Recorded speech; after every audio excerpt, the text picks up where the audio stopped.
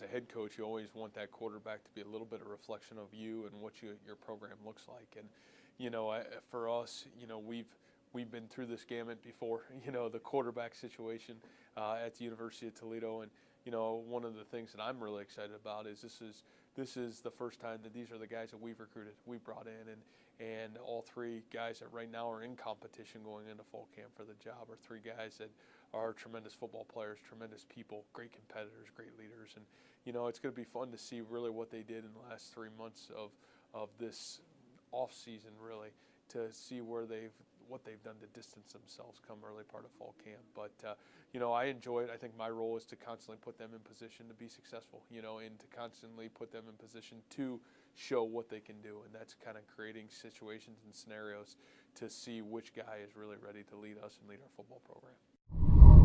It's going to be an interesting year in our league because so many prominent guys have moved on, and many of them were quarterbacks.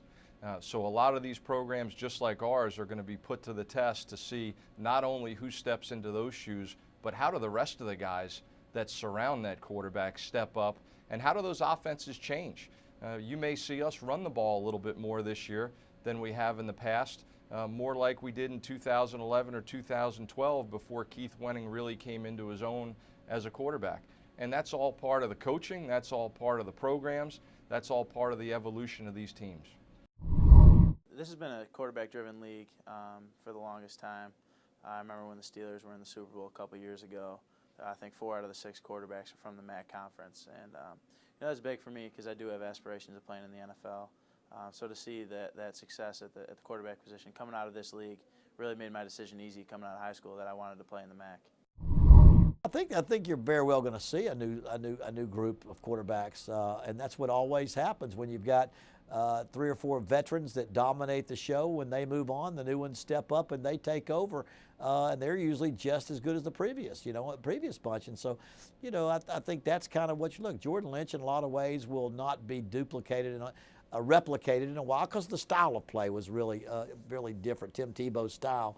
But I think we'll have great quarterbacks next year, just like we had last year, and I think that's part of Mid-America and the level of quarterback play around the Midwestern states of America and the kind of player we get in the Mid-American Conference. Well, last 5 years we've had pretty good quarterback play at NIU with Harnish and with Lynch. So I think the biggest thing you have to do, Luke, is you just have to be yourself. Like if you were that guy who's coming in and you got named the starter at NIU, that'd be my first advice. Just be yourself. Don't try to be Chandler. Don't try to be Jordan. Be yourself. You got this job.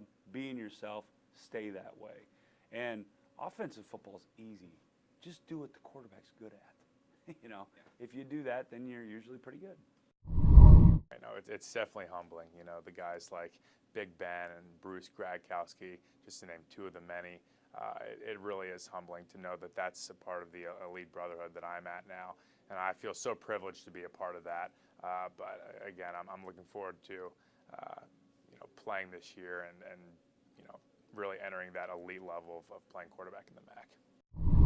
Because young guys sometimes have a tendency to press and want to be a Heisman Trophy candidate right out of the box, and so obviously, preparation, having a good quarterback coach, having a good system that fits your quarterback's ability, rather than trying to force something on a quarterback that he can't do, all become important to producing quality quarterbacks. I think the quarterbacks in the MAC, that's been a real strong point for a long time. You get back to where I think there was 4 or 5 starting in the pros several years ago, and usually when you have really good quarterback play, that means you're going to have good receivers, and it just kind of grows from there.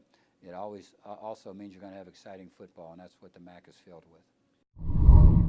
I think the opportunity to play early on in the MAC has helped the success of the quarterbacks. You get a lot of younger guys that get to gain that experience, and whereas in other conferences, some players are just starting for 1 year and they don't get that experience factor.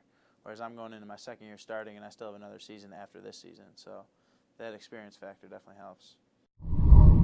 It's a responsibility, I feel like. Those guys that you just mentioned before, played against them, you know, watched them on TV, and you know they're great players. They're, you know, getting drafted. They're getting, you know, going. Tyler Taylor went to Canada, and you know a lot of them are still continuing their careers.